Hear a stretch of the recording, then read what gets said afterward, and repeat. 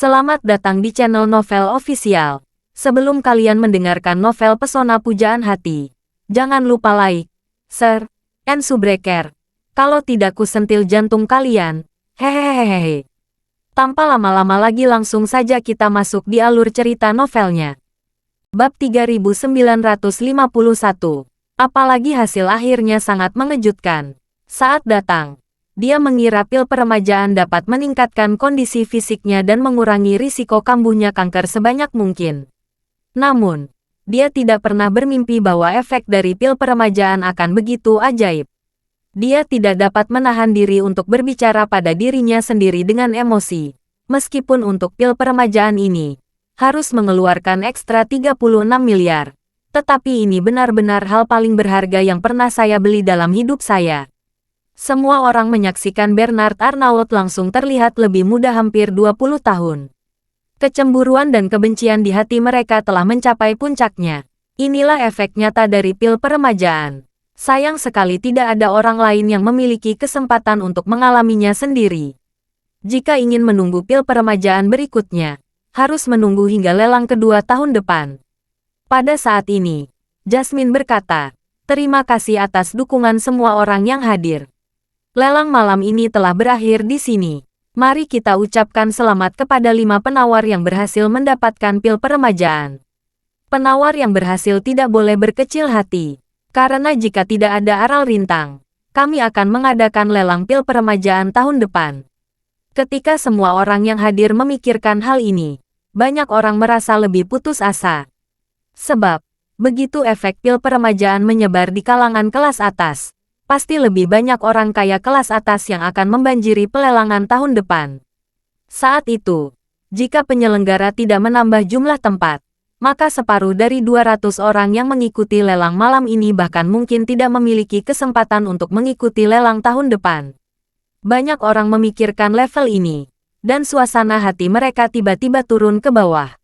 Melihat wajah sedih banyak orang, Jasmine berkata lagi, "Selain itu, kami memiliki kabar baik lainnya untuk disampaikan." Mendengar kabar baik, semua orang memandang Jasmine, menantikan kata-kata selanjutnya. Jasmine berkata saat ini, kabar baiknya adalah, pelelangan bukan satu-satunya cara untuk mendapatkan pil peremajaan. Kami berencana untuk berinvestasi dalam serangkaian proyek pelestarian kesehatan kelas atas di Aurus Hill. Kami menyambut semua teman yang tertarik dengan pil peremajaan untuk berpartisipasi aktif dalam investasi ini.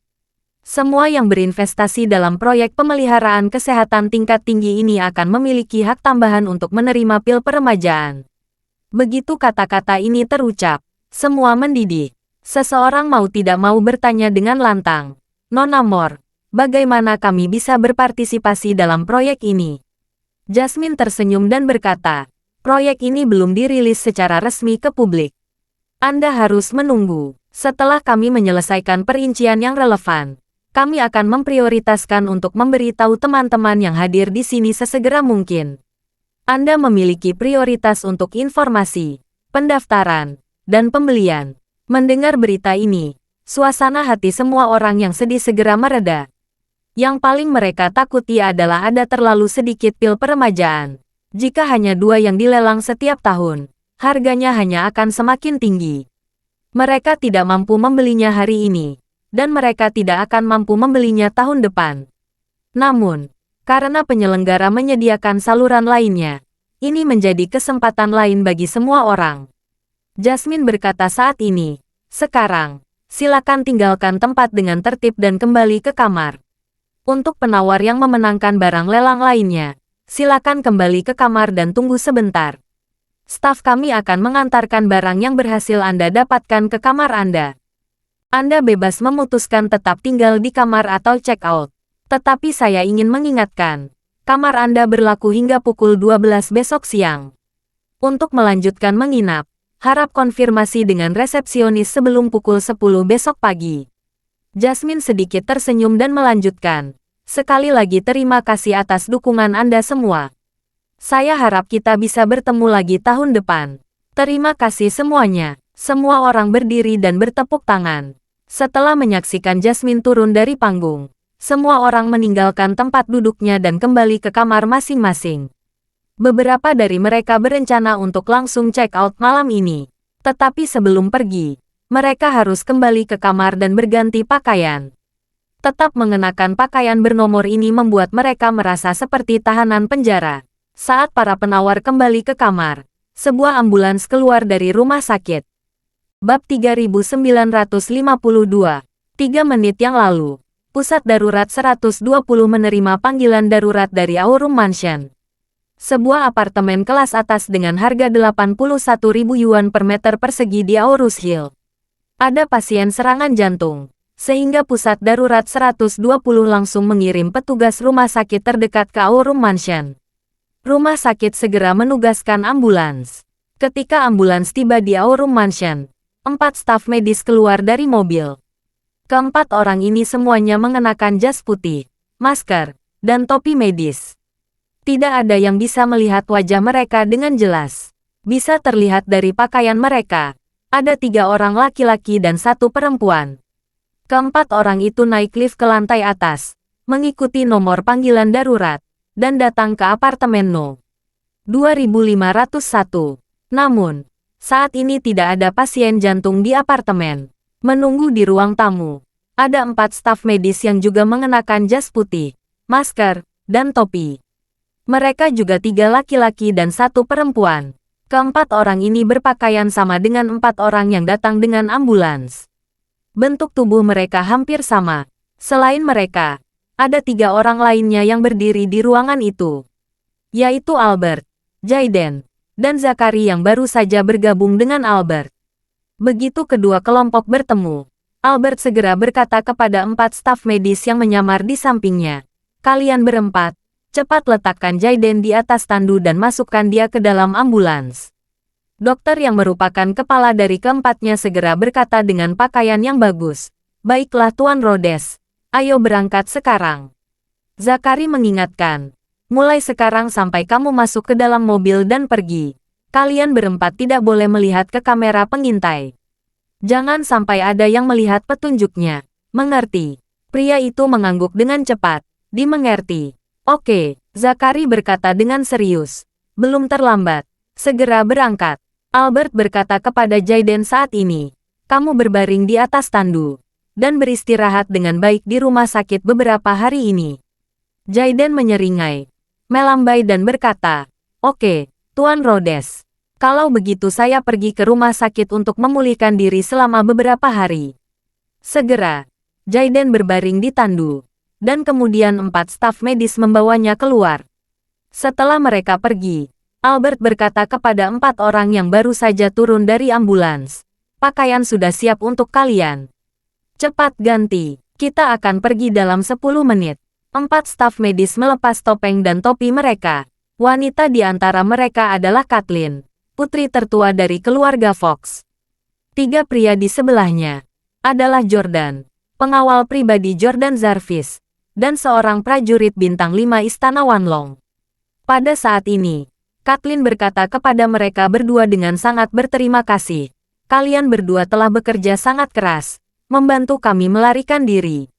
Saya sangat berterima kasih kepada kalian berdua."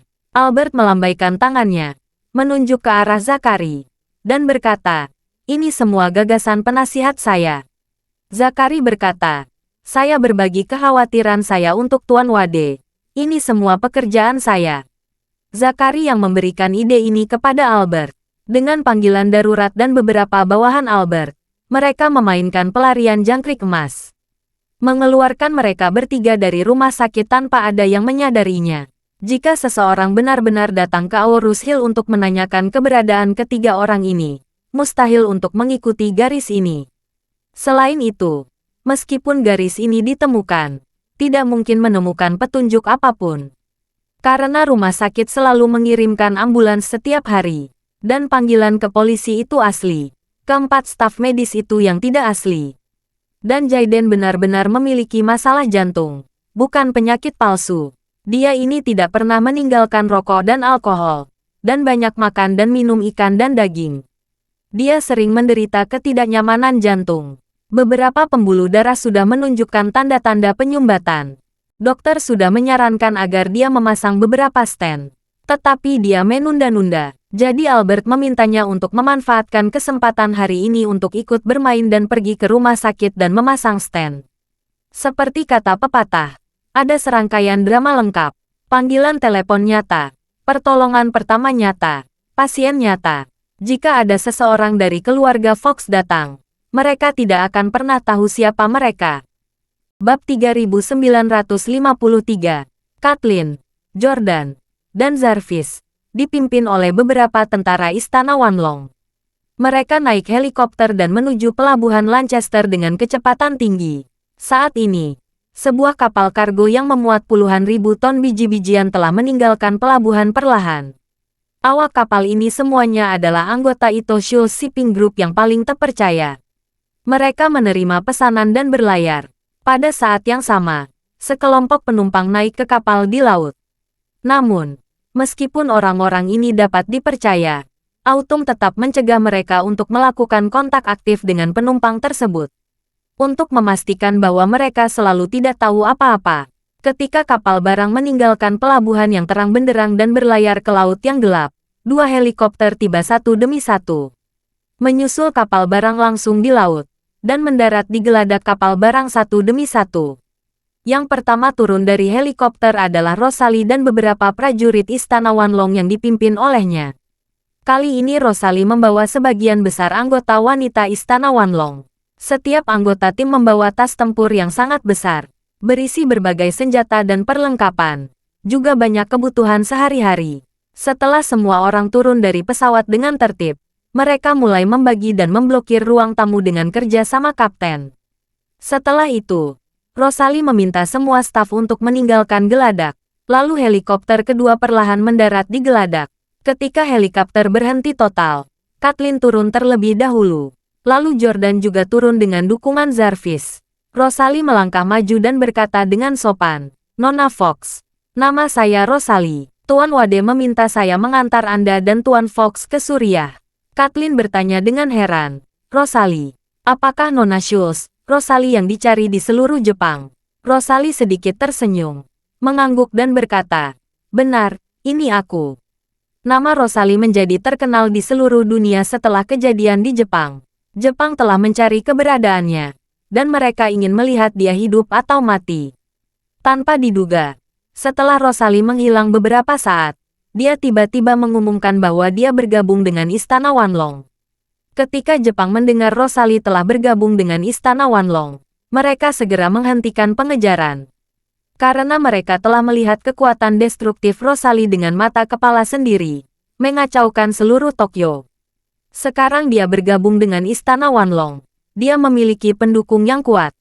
Dalam hal ini orang Jepang tidak ingin menyentuh nasib buruk lagi. Oleh karena itu, Departemen Kepolisian Metropolitan Jepang telah mengeluarkan instruksi internal. Selama Rosalie tidak datang ke Jepang, pihak Jepang tidak akan mengejarnya lagi. Kathleen tidak menyangka akan bertemu dengan Rosalie yang terkenal di sini. Dan dia adalah bawahan Charlie. Apalagi di awal, Charlie sengaja membeberkan kabar mengejutkan bahwa lelaki tua dari keluarga Shoals menjual cucunya ke Jepang. Seluruh dunia tahu bahwa Rosalie adalah anak haram dari keluarga Shoals dan keluarga Shoals menjadi bawahan Charlie. Kathleen semakin terkejut. Sebelum Charlie menerima Rosalie, keluarga Shoals keluar untuk menghentikannya. Tetapi situasi saat ini terlihat bahwa keluarga Shoals tampaknya tidak marah di depan Charlie. Dari sini, Kathleen dapat menyimpulkan bahwa keluarga Shoals telah sepenuhnya tunduk pada Charlie. Dia mendesah dan berpikir dalam hatinya. Kekuatan Charlie terus-menerus menjungkirbalikkan tebakan dan kognisinya. Namun, karena terkejut, Kathleen dengan cepat menyesuaikan diri. Dia mengulurkan tangannya ke Rosalie dan berkata dengan sangat sopan, "Nona Shoals, saya sudah lama mengagumi Anda. Saya akan menyusahkan Anda kali ini." Bab 3954. Rosalie sedikit tersenyum. "Kamu adalah teman Tuan Wade. Ini tugasku." Saat dia mengatakan itu, Rosalie berkata, "Tuan Wade berpesan, kepergian Anda dan Tuan Fox harus benar-benar dirahasiakan. Kami tidak dapat mengatur Anda pergi dengan pesawat.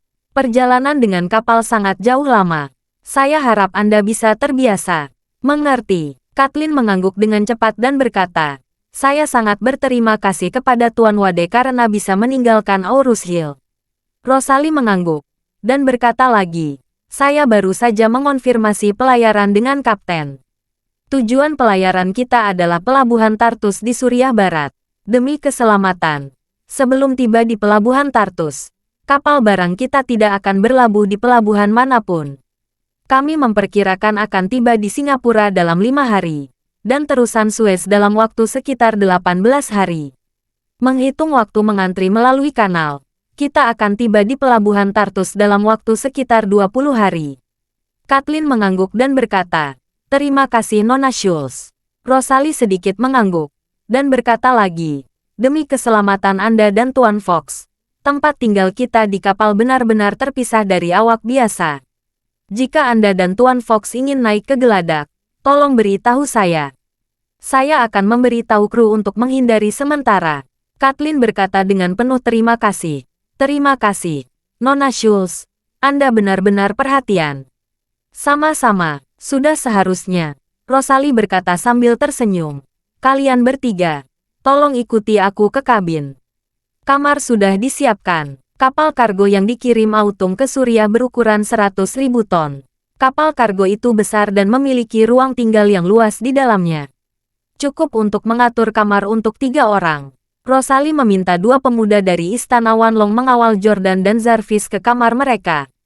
Dan dia membawa Kathleen ke kamar yang telah disiapkan untuknya. Begitu memasuki ruangan, Rosalie menutup pintu, menunjuk ke 3 ransel besar di ruangan itu, dan berkata kepada Kathleen, Nona Fox, Tuan Wade memintaku menyiapkan beberapa kebutuhan sehari-hari untukmu. Saya tidak tahu merek apa yang biasanya Anda gunakan, jadi saya membeli beberapa merek terbaik yang dapat dibeli oleh Aurus Hill. Saat dia mengatakan itu, dia membuka salah satu tas punggung yang hampir penuh dengan kosmetik sehari-hari untuk wanita. Selain itu, dia juga dengan serius menyiapkan sikat gigi elektrik, handuk mandi, sisir, jepit rambut, dan barang-barang kecil lainnya. Kathleen berkata dengan rasa terima kasih. Terima kasih banyak, Nona Schultz. Saya tidak pernah mengira Anda akan sangat teliti. Rosalie tersenyum dan berkata, ini terutama pesanan Tuan Wade. Dia mengatakan Anda adalah seorang nona muda, dan Anda harus dimanjakan. Tiba-tiba Anda harus tinggal di kapal barang begitu lama. Saya khawatir Anda tidak terbiasa. Saat dia berbicara, dia membuka ransel lain, yang berisi beberapa pakaian ganti, terutama t-shirt, celana panjang, dan beberapa pakaian dalam baru. Rosalie menjelaskan kepada Kathleen, Nona Fox, cuacanya hampir awal musim panas sekarang, dan cuaca di selatan hampir sama dengan musim panas. Kita akan melintasi Samudera Hindia sepanjang jalan. Suhunya lebih tinggi. Saya menyiapkan beberapa pakaian musim panas. Untuk pakaian dalam, ukurannya mungkin agak tidak pasti. Jika tidak cocok, tolong beritahu saya. Saya akan mengatur seseorang untuk menyiapkannya di Singapura. Saat tiba di Singapura akan dikirimkan ke kapal dengan helikopter. Kathleen sudah sangat tersentuh hingga dia tersedak. Dulu, orang-orang di sekitarnya selalu melayaninya dengan sangat teliti. Tapi itu karena dia masih nona muda dari keluarga Fox. Sekarang dia dalam masalah. Bawahan Charlie sangat perhatian dan sopan padanya. Ini sangat menyentuh hatinya. Saat ini, Rosalie membuka tas ketiga lagi, dan berkata dengan lembut, Nona Fox, selain pakaian dalam, ada juga beberapa pembalut wanita dan tampon. Karena pelayaran kita 20 hari, saya hanya memberi Anda stok lebih dari seminggu. Ini sepertinya sudah cukup, Rosalie berkata lagi. Di Suriah, saya sudah berkomunikasi dengan Porter. Istana Wanlong saat ini sedang membangun pangkalannya. Namun, menurut dia, Istana Wanlong saat ini menggunakan semua tenda lapangan terbaik di dunia. Lengkap dengan pasokan listrik, air, kamar mandi mandiri, fasilitas shower, dan fasilitas AC. Kondisinya sedikit lebih baik. Kathleen dengan cepat berkata, tidak masalah. Saya dapat menerima kondisi apapun. Saat dia mengatakan itu, dia bertanya dengan agak malu. Ngomong-ngomong, Nona Schultz, bagaimana dengan kondisi medis di sana? Saya tidak khawatir hal lainnya. Tetapi kakek saya sudah tua dan sangat menderita. Saya takut apa yang akan terjadi pada tubuhnya. Rosalie tersenyum sedikit dan berkata, "Jangan khawatir tentang itu, Istana Wanlong memiliki tim medisnya sendiri, dan telah membangun rumah sakit lapangan sementara. Dilengkapi dengan ruang gawat darurat dan ruang operasi, yang pasti akan memberikan keamanan medis yang baik kepada kakekmu. Itu akan sangat bagus." Kathleen benar-benar lega, dan berkata, "Nona Schultz, tolong bantu saya menyampaikan kepada Tuan Wade. Ayah tidak akan pernah melupakan kebaikannya yang luar biasa." "Oke," Rosalie mengangguk dan berkata, "Nona Fox, sudah larut. Kamu harus tidur lebih awal. Kamarku ada di kananmu, dan kamar kakekmu ada di sebelah kirimu. Hubungi aku." Saat dia mengatakan itu, dia mengeluarkan walkie-talkie, menyerahkannya kepada Kathleen dan berkata, "Nona Fox, walkie-talkie terenkripsi ini hanya dapat menghubungi saya di kapal. Harap amankan. Hubungi saya kapan saja Anda punya pertanyaan." Bab 3955. Setelah Kathleen merapikan kamarnya sedikit, dia datang ke kamar kakeknya, Jordan. Pada saat ini, Jarvis ada di kamar membantu Jordan merapikan tempat tidur. Sementara Jordan sedang duduk di sofa tunggal di kamar, menatap langit-langit kamar dengan pemrograman. Melihat Kathleen masuk, Jarvis buru-buru berkata dengan hormat, "Nona." Kathleen sedikit mengangguk, dan berkata dengan nada meminta maaf, "Tuan Yuan, saya minta maaf karena melibatkan Anda. Saya khawatir Anda tidak dapat kembali ke sekte gurumu dalam waktu singkat." Jarvis berjanji dan berkata, "Nona, Anda tidak harus bersikap sopan. Tugas saya adalah melindungi Tuan Fox, dimanapun saya berada." Mengatakan itu, Jarvis berkata lagi, "Mengenai kembali ke sekolah master, saya tidak terburu-buru. Terlebih lagi, keberadaan Julian masih belum diketahui. Guru mengirimnya ke sini untuk mengambil alih tugas saya dan tinggal di rumah keluarga Fox. Dia masih hilang. Saya tidak punya wajah untuk kembali." Kathleen berkata, "Memikirkannya sekarang, Tuan Larson kemungkinan besar berada di tangan Tuan Muda Wade." Jarvis mengangguk dan berkata, "Saya juga berpikir begitu. Saya mendengar bahwa Porter, penguasa Istana Wanlong, selalu menganggap keluarga Wade sebagai musuh yang membunuh orang tuanya. Saya juga mendengar sebelumnya bahwa bawahan Porter membawa peti mati ke keluarga Wade. Porter bertempur dalam pertempuran besar, tetapi pada akhirnya mereka ditundukkan oleh Charlie. Ini berarti bahwa Porter jelas bukan lawan Charlie." Jarvis berkata lagi, "Dikatakan bahwa Porter adalah prajurit bintang 8.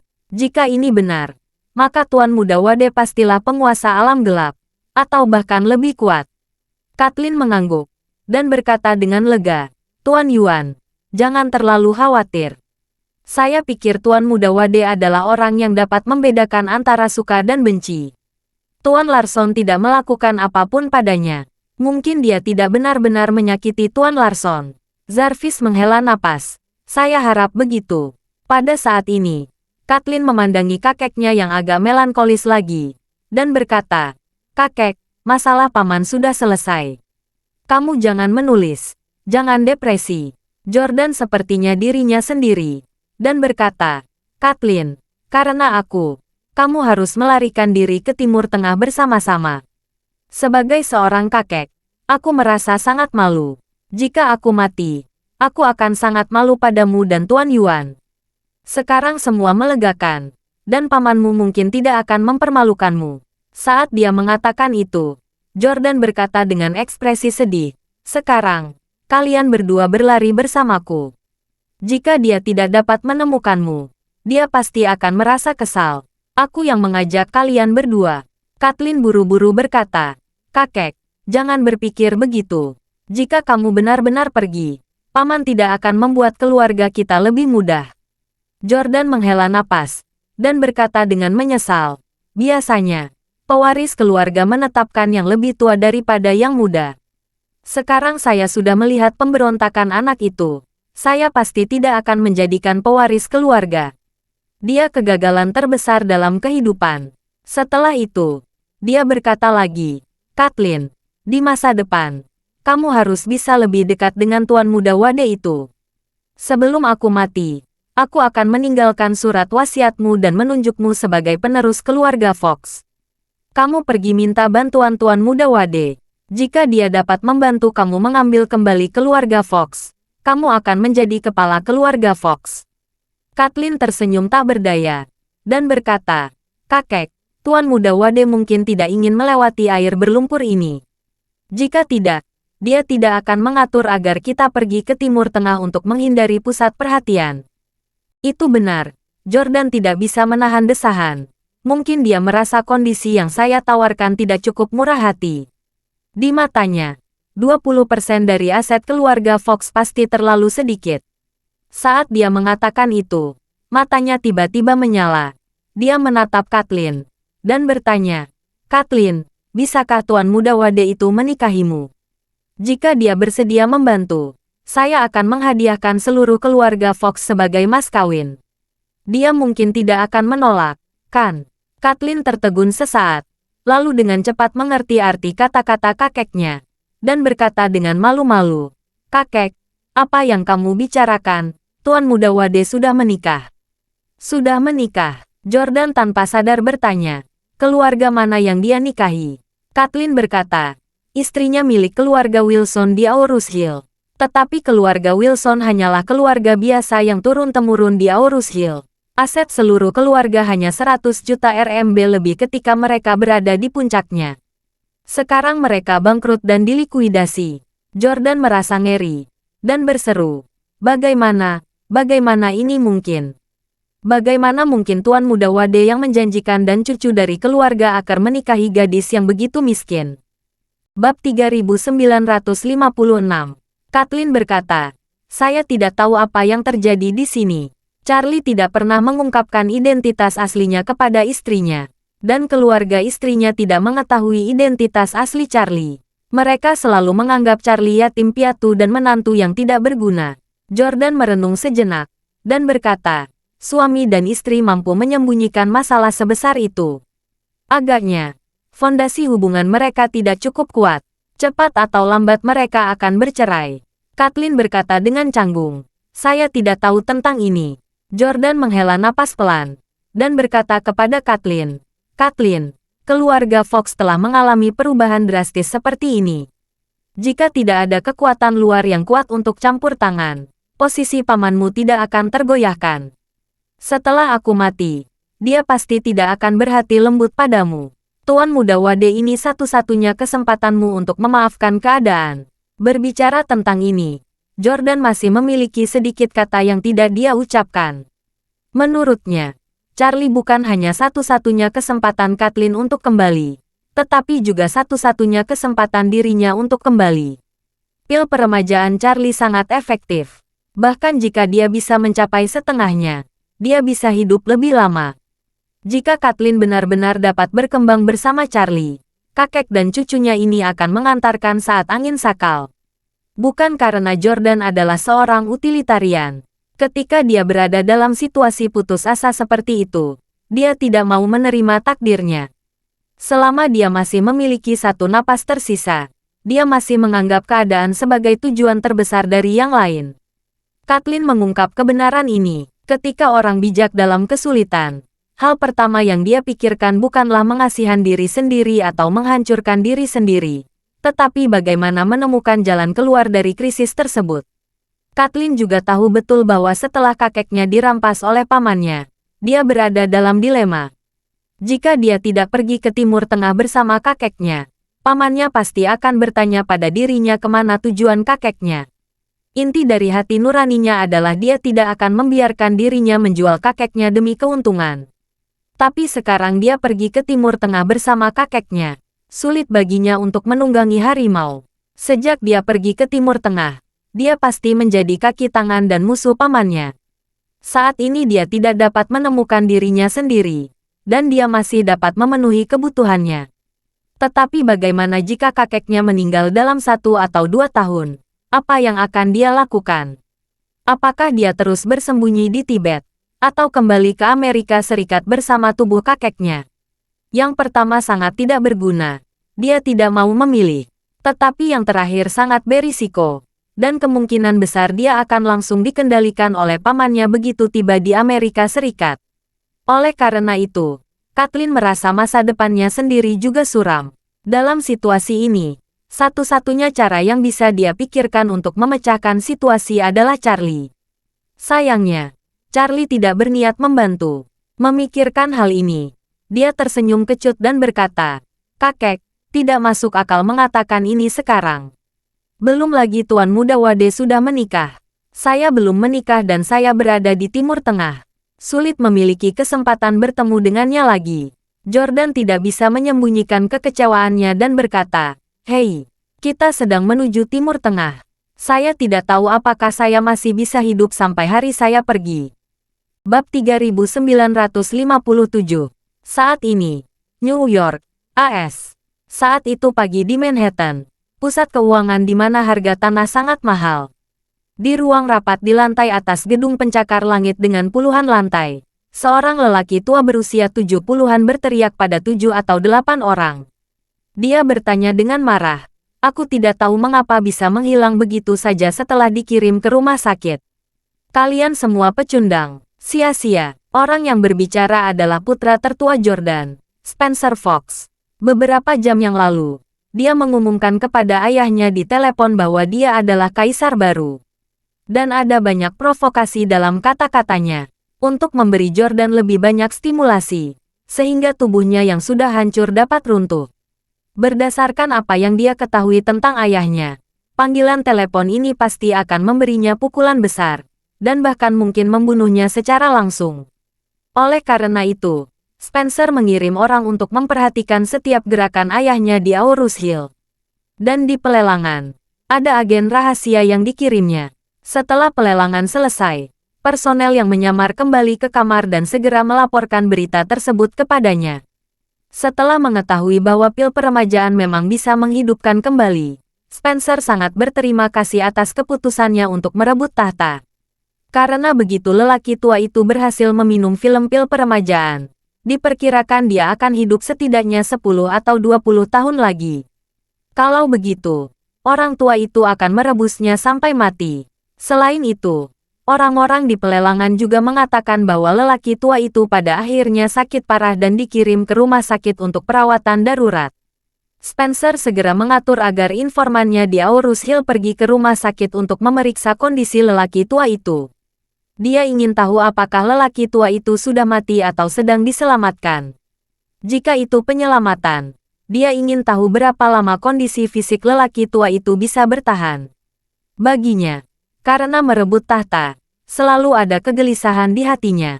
Jika ingin tidur nyenyak setelah hari ini, dia harus menunggu sampai orang tua itu meninggal sebelum semuanya beres. Selama lelaki tua itu belum mati, dia tidak bisa merasa nyaman. Namun, bawahan yang dia tempatkan di Aurus Hill segera memberinya kabar mengejutkan. Ayahnya telah menghilang di rumah sakit pusat Aurus Hill. Menurut arsip rumah sakit, memang ada seorang Tionghoa perantauan Amerika bernama Jordan yang dirawat untuk diselamatkan karena koma mendadak. Namun, pria tua itu segera sadar kembali di bawah perawatan dokter. Segera setelah itu, dia tiba-tiba menghilang dari bangsal, dan tidak ada yang tahu kemana dia pergi. Bawahan Spencer berhasil mendapatkan rekaman pemantauan seluruh rumah sakit. Dia menemukan bahwa Jarvis telah menghancurkan beberapa probe pemantauan di sepanjang jalan, dan menghilang ke titik buta pemantauan bersama Jordan dan Kathleen. Setelah itu, mereka bertiga menghilang seolah-olah telah menguap. Tidak ada petunjuk yang ditemukan. Berita ini membuat Spencer geram. Makanya ada adegan dia marah pada bawahannya. Pada saat ini, orang kepercayaannya, Hyman Morgan, penasihat militer yang telah membantunya selama hampir 40 tahun, berkata, "Tuan muda, Jarvis adalah prajurit bintang 7 dengan kekuatan luar biasa. Dengan dia di sini, kami sulit mencari petunjuk lelaki tua dan Nona Kathleen. Belum lagi kekuatan utama kita ada di Amerika Serikat. Hanya ada sedikit informan kita di Aurus Hill, dan mereka tidak memiliki cukup kekuatan dan tenaga di sana. Sangat sulit mengetahui situasi di sana." Spencer mengangguk, menggertakkan giginya dan berkata, "Jarvis ini benar-benar sedikit cuek dengan urusan saat ini." Apa gunanya tinggal bersama lelaki tua itu sekarang? Beralihlah ke cahaya. Bab 3958. Haiman berkata kepada Spencer, "Tuan muda, menurut saya, tugas yang paling mendesak sekarang adalah mengirim sekelompok orang yang cakap secepat mungkin. Tidak peduli apa, lelaki tua dan Nona Kathleen harus ditemukan terlebih dahulu." Spencer berkata dengan ekspresi muram, "Haiman, aku akan menyerahkan masalah ini padamu. Kamu yang memilih sendiri sekelompok orang ini, dan terbang ke Aurus Hill. Apapun yang terjadi, kamu harus menemukan lelaki tua itu.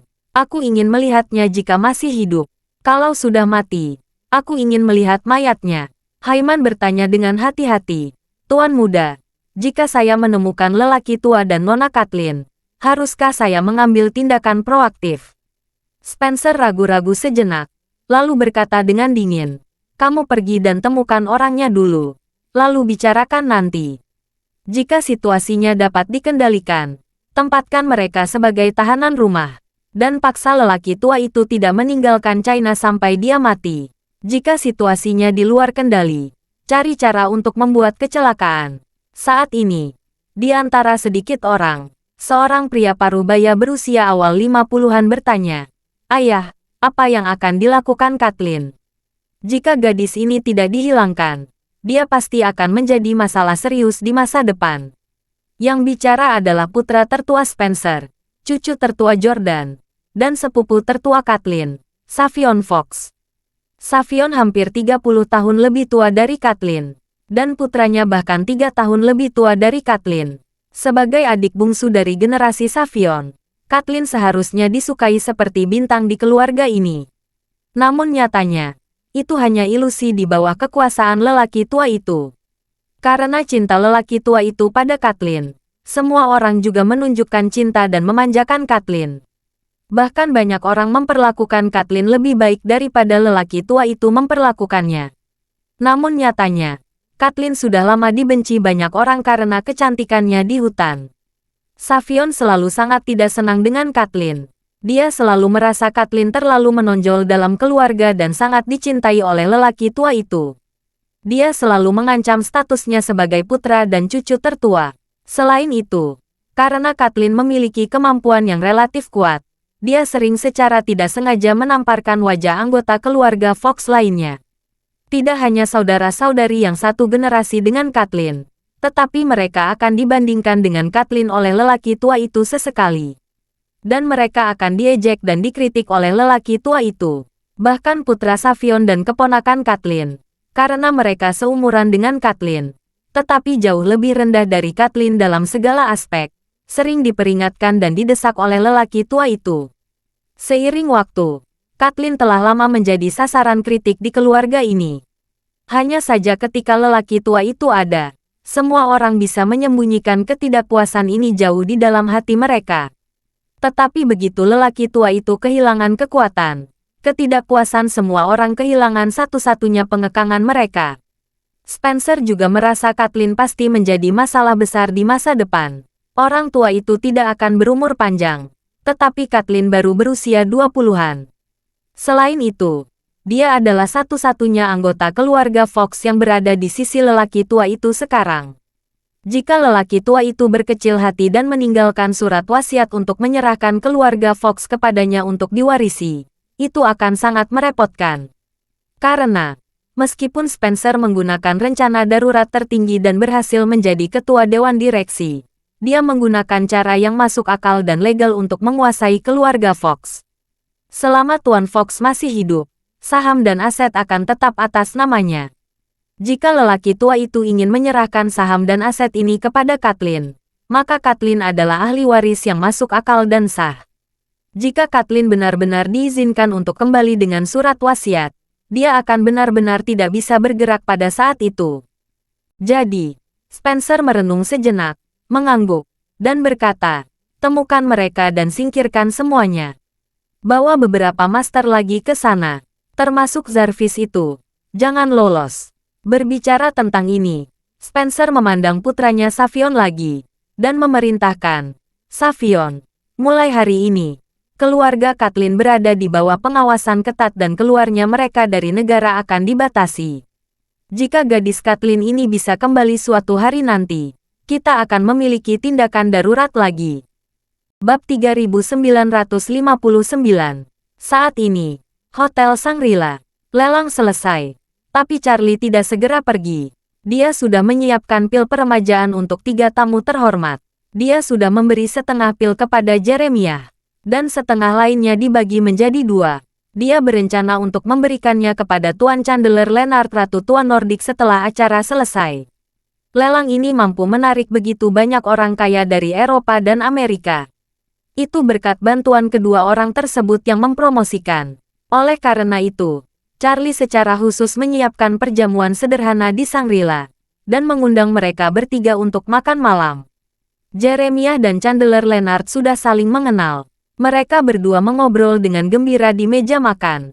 Sementara Ratu Tua Nordik Victoria jelas sedikit malu di meja makan ini. Meskipun dia dulunya adalah ratu suatu negara, dia telah turun tahta sekarang dan kehilangan aura seorang permaisuri. Dan di pelelangan malam ini, rasa percaya dirinya kerap dihantam oleh orang kaya di belakangnya yang meminta harga gila-gilaan. Tidak diragukan lagi. Nilai kekayaannya benar-benar paling bawah di antara 200 orang yang masuk melalui pintu belakang. Dan Charlie menghasilkan lebih dari 170 miliar dengan menjual pil peremajaan malam ini. Dan angka itu dalam dolar AS. Duduk di meja makan ini sekarang, dia merasa tersanjung dan gelisah pada saat yang bersamaan. Namun, Charlie, yang telah menghasilkan lebih dari 100 miliar yuan, masih rendah hati di depan ketiga orang tua ini. Dia secara pribadi menuangkan anggur untuk mereka bertiga, berdiri dan bersulang, dan berkata dengan sopan, "Hari ini, saya ingin berterima kasih kepada kalian bertiga karena telah datang dari jauh untuk mendukung generasi muda ini. Saya menghormati kalian bertiga untuk ini dengan segelas anggur." Mereka bertiga ingin berdiri pada saat yang sama. Charlie buru-buru berkata, "Silakan tetap duduk, kalian bertiga. Segelas anggur ini untuk saya sebagai junior untuk menghormati kalian semua. Tolong jangan sopan." Chandler Leonard buru-buru berkata, "Tuan Muda Wade, saya hanya ular sanca." Begitu Charlie mendengarnya, dia tahu bahwa dia akan berbicara tentang takdir lagi. Jadi dia memotongnya dengan cepat, dan berkata, "Tuan Leonard, kita tidak peduli dengan takdir di meja ini. Jika saya tidak kenal, jika aku bertemu denganmu di bas, aku harus bangun dan memberimu tempat dudukku. Jadi kamu tidak perlu terlalu sopan padaku sekarang." Jarang Jeremiah menikmati rasa hormat Charlie. Jadi dia dengan cepat membujuk Chandler Leonard. "Tuan Leonard, duduk saja dan jangan mempermalukan Charlie."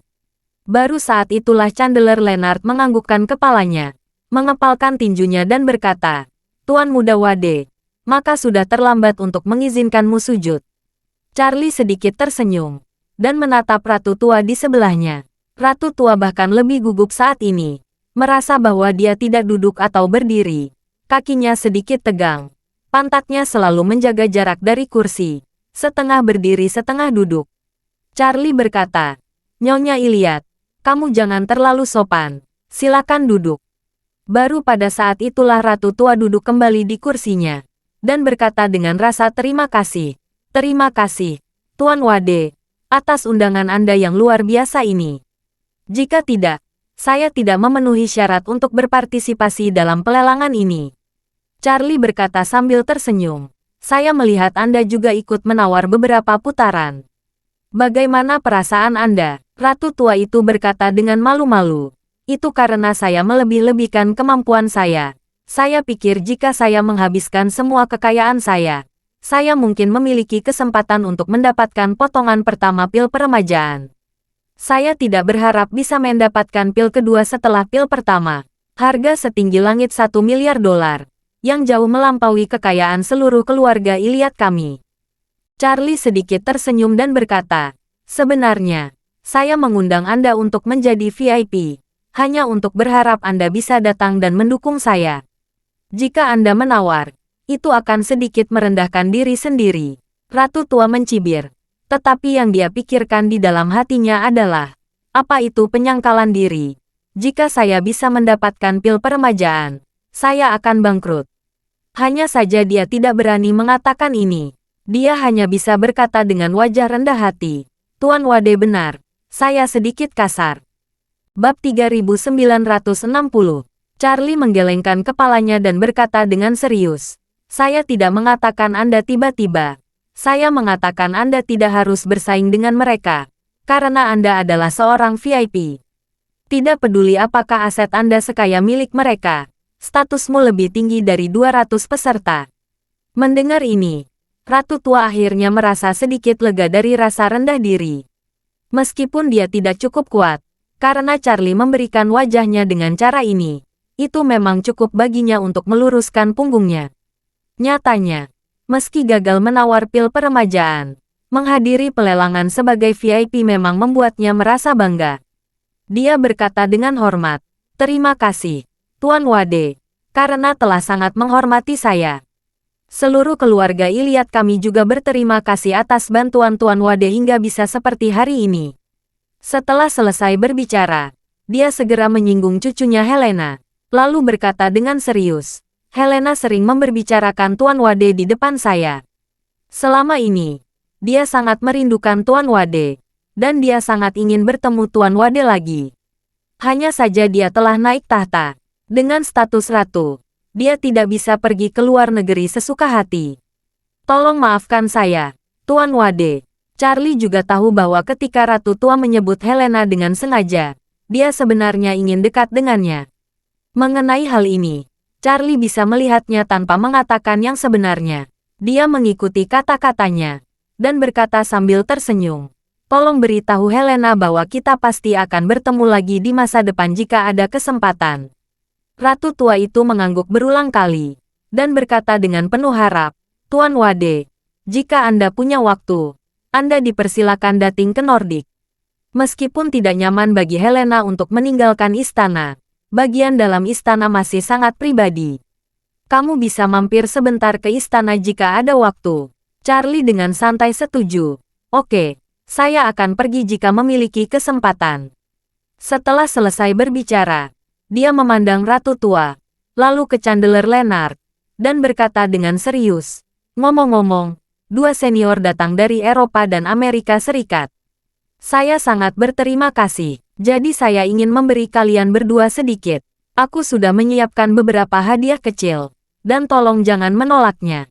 Setelah selesai berbicara, Charlie mengeluarkan 2 kotak kayu rosewood dari sakunya, dan menyerahkan masing-masing 2 kotak kayu itu kepada Chandler Leonard dan Ratu Tua. Keduanya sepertinya sudah menduga bahwa kotak itu mungkin berisi pil peremajaan, jadi tiba-tiba mereka sedikit bersemangat. Bahkan untuk seorang lelaki tua seperti Chandler Leonard yang telah mengalami kekacauan selama 100 tahun, masih agak sulit untuk menolaknya. Charlie berkata saat ini, dalam 2 kotak kayu ini, ada 1/4 pil peremajaan. Ini adalah sedikit perhatian dari saya. Hanya 2 souvenir. Terimalah dengan senang hati. Mendengar bahwa itu memang pil peremajaan, tangan keduanya sedikit gemetar. Ratu Tua telah lama menantikan pil peremajaan, dan pelelangan hari ini telah membuatnya melihat harga pasar pil peremajaan. Dia terpukul keras di hatinya, berpikir bahwa dia mungkin tidak akan pernah memiliki kesempatan untuk mendapatkannya dalam hidup ini. Jadi pada saat ini, melihat Charlie memberinya pil, air mata kegembiraan keluar dari matanya. Meskipun Chandler Leonard telah meminum 1 pil peremajaan utuh, dia juga tahu bahwa itu adalah hadiah Charlie untuknya setelah dia memecahkan kesulitan naga yang terperangkap untuk Charlie.